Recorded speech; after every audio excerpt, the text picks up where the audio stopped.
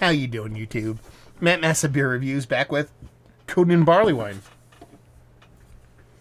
We don't need introductions here. We don't need to put on the old pomp and circumstance, put on airs. We're just diving in. Because that's what we do when we mess with Kuhnehenn. Say, what? This comes courtesy of my boy Rick. Here, you gotta ring it. You gotta get everything out of that bottle. Okay, there you go. I got it all. This is Kuhnehenn Brewing. For those that don't know, I love this brewery. Look at that carbonation. Huh? Still going to be delicious. That's the best part. This is their Barley Wine Ale. It comes from 2018 vintage. And it says, Barley Wine Ale. This ale is intense malty character and aroma with assertive caramel flavor. End sentence. End it. There's no reason to talk about anything else other than the fact that you would get 10 cents in Michigan for a deposit on this. Yeah. I have done Kuhnehenn before. Ooh, it's got a great Merc ring on it. I don't know if you guys can see that. And I will do them again. That looks like wort, is what that looks like. I mean, when I shake it a little bit, give it a little tap, and get a little bit of carbonation on the edges, but it looks like wort. Dirty, filthy, doo-doo water wort, which means I am excited. Throw that in there. Oh, we got a little bit of a head going on. Let's get it up. It's a little bit hot. I didn't think it'd be hot. 2018. 2.5 years old. I mean, it's just hot, delicious. Not hot as in temperature, but like hot as in like it's going to be hot in the back of your throat. Caramel. Danger juice is what we're going with here. Sucks the carbonation. Is a bummer on this one. It's got this nice toasty breadiness, so it's like you put a thick layer of like caramel on some like really dark like pumpernickel and roasted that up and stuff like that. I wouldn't eat that, but I think those flavors would be fantastic. Yeah, it's just sweet. It's warty. You can tell it's a fermented full-on beer. It's not just wort, obviously, but with that lack of carbonation, it just kind of leaves you kind of like contemplating the disappointment of it not being carbonated. Let's put it that way. Anyway, we're diving in. Cheers.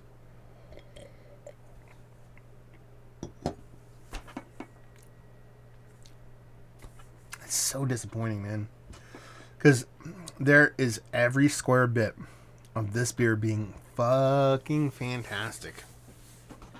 But that just bone dry lack of carbonation doesn't make it like a not tasty beverage, because it's still tasty AF.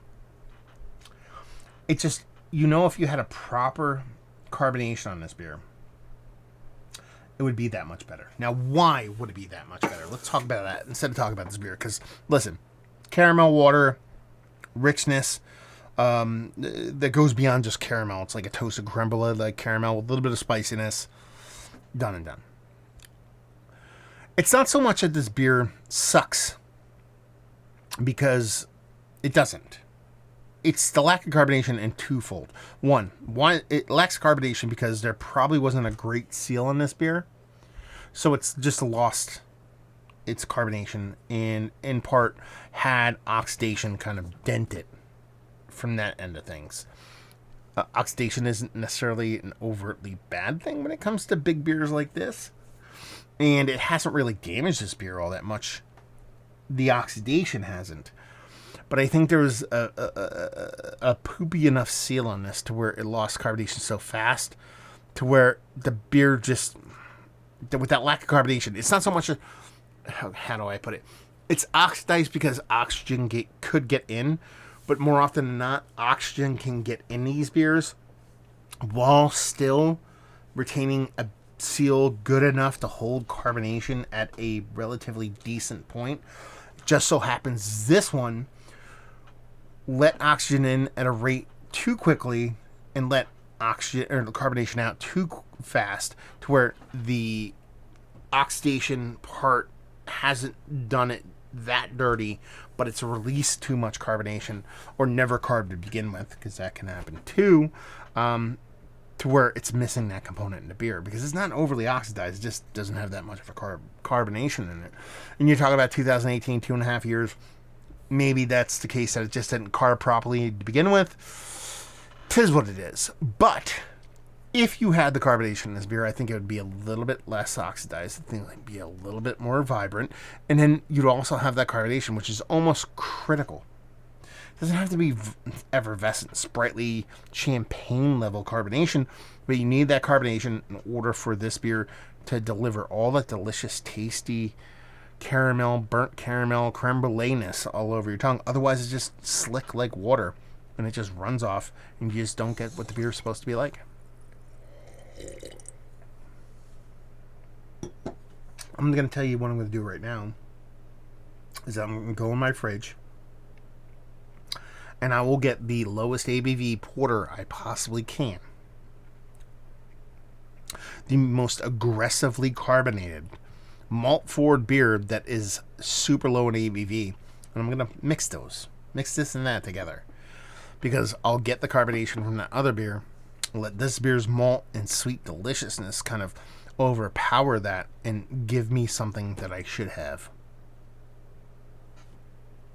Bumskis. Bumskis. Totally bummer. Yeah. So Rick, this comes from Rick. I don't know if I said that already.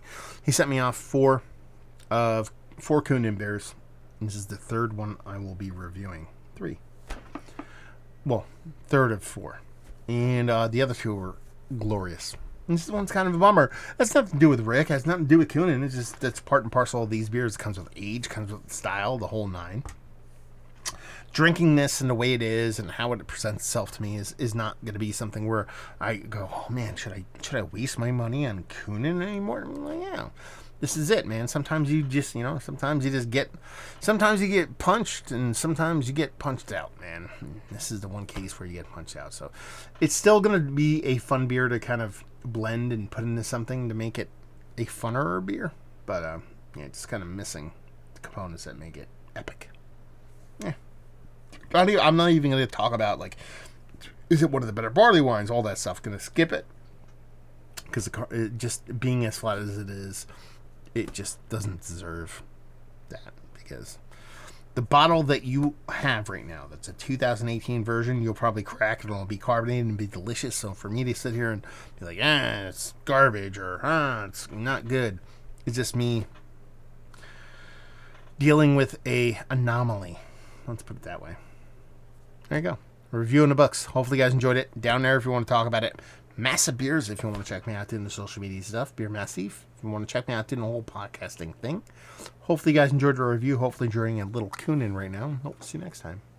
Cheers.